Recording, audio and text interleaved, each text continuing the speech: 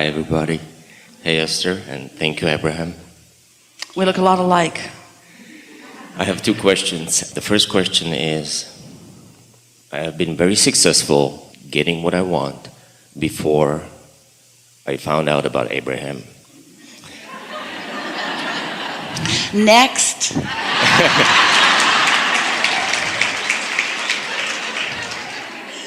I have been practicing Abraham, or the art of allowing, for quite some time.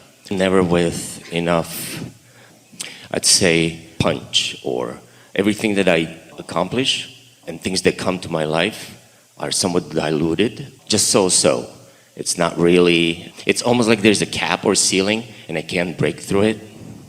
And I'll give you an example. We want to hear your example, but we want to just show you something, because since it's still in the process of becoming, why are you putting a cap or ceiling on it?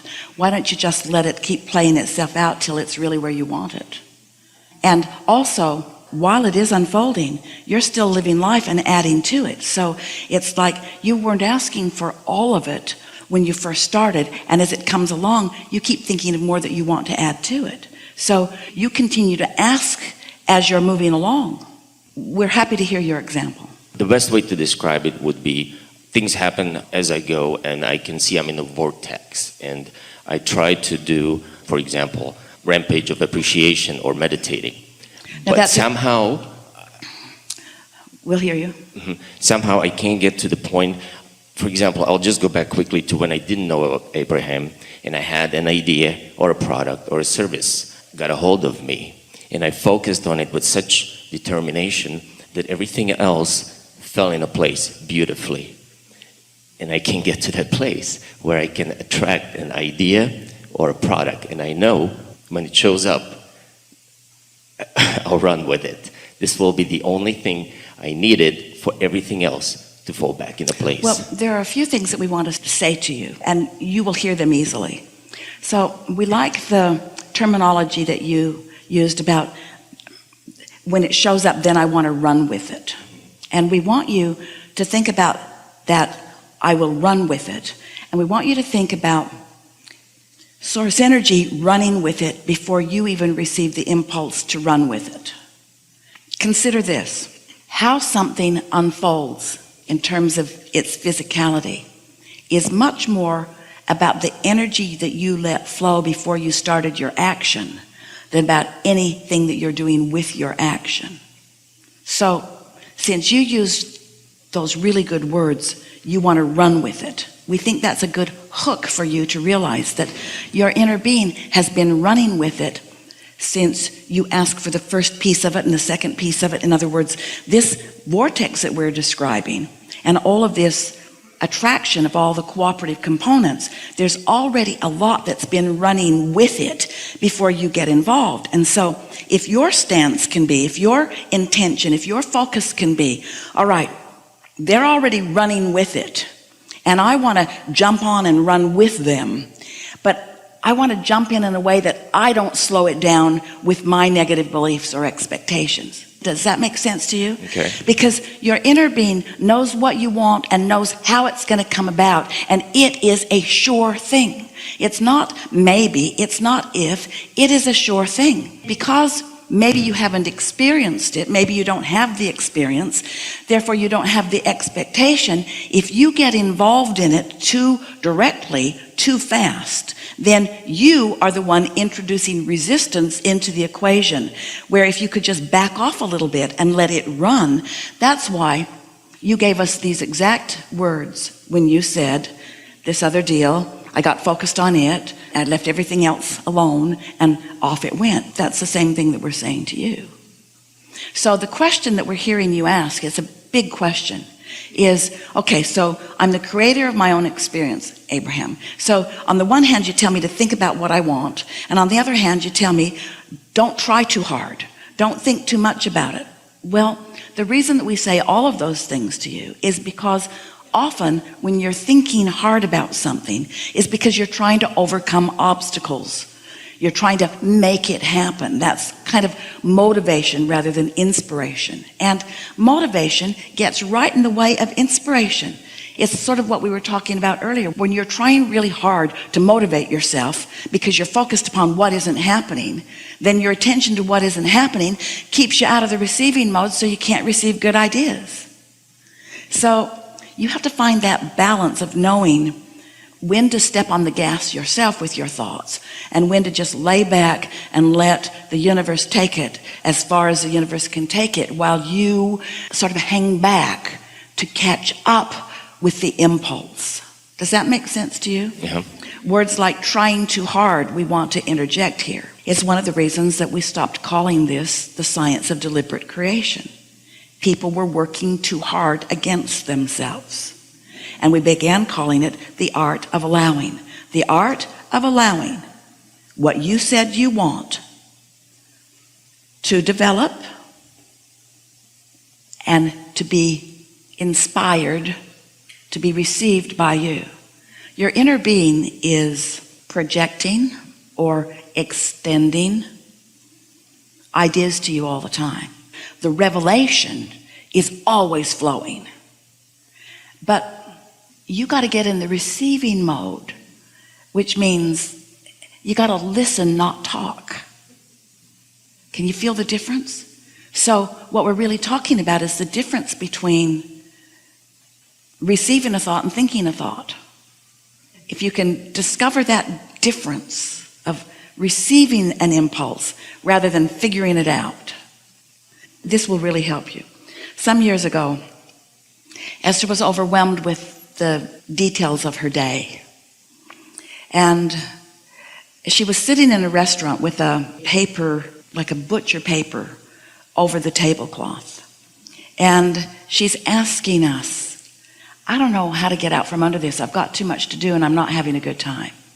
So we encouraged her to get something to write with and to write on this butcher paper. So we encouraged her to just make a big T and to write at the top of the left-hand column, things I've got to do today, because she had some urgency. And to write over the other column, things I would like the universe to do for me today. My list, your list. Now, she had a notebook that 10 people could not have accomplished in that day. So we encouraged her to look through it and just write down the things that she absolutely, with no question, was going to do today. Just pick from it. So she picked a scanty few things. She put about 10 things on her list from the more than 100 that were on the list. And then we encouraged her to write everything that was left on the universe's side of the placemat. All the other things, everything that you're not going to do today, just delegate it to the universe. Well, Esther thought that was silly, because so far the universe had seemed pretty lazy to her.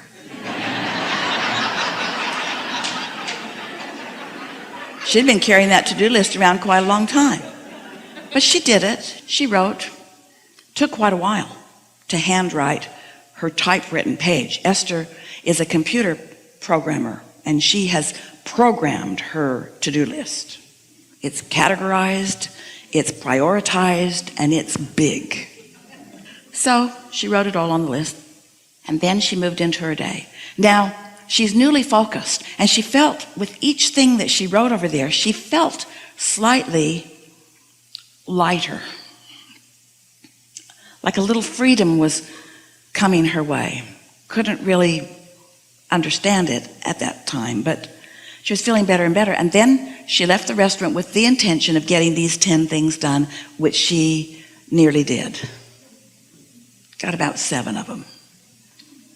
And to her surprise and delight, the universe outdid her.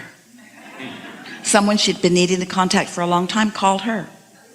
Something else that she'd been worried about, she received information that it got taken care of. It was resolved by releasing it to the universe, because when you ask, it is given, but you've got to let it happen.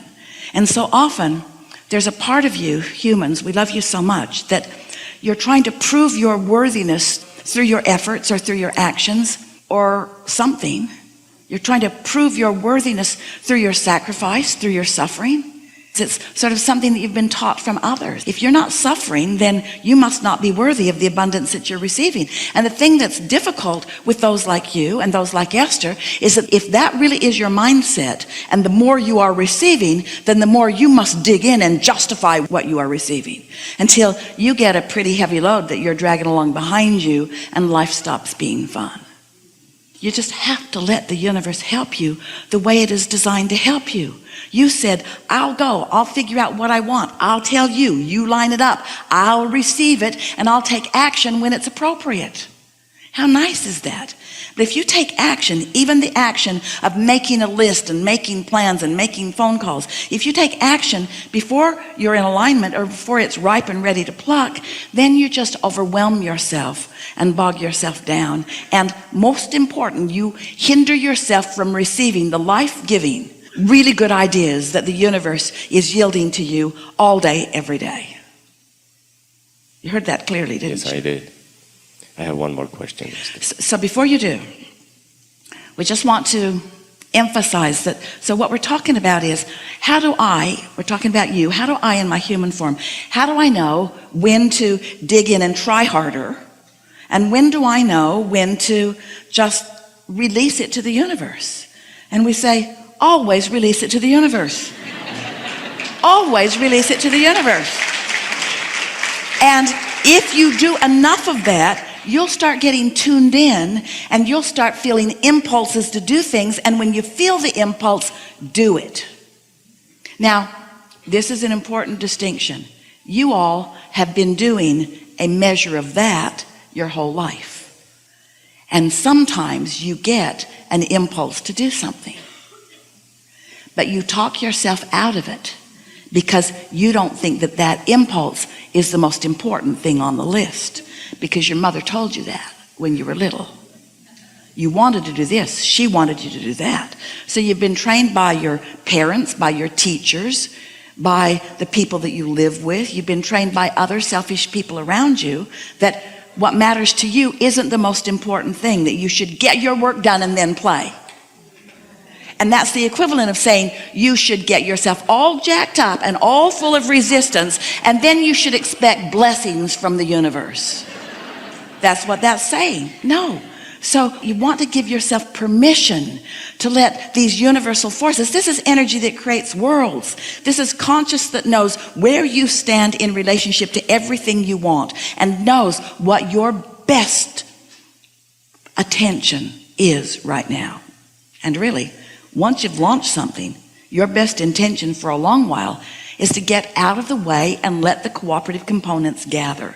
And when they're gathered and when you're in sync with that non-physical consciousness, you'll receive an impulse and it will be a big one.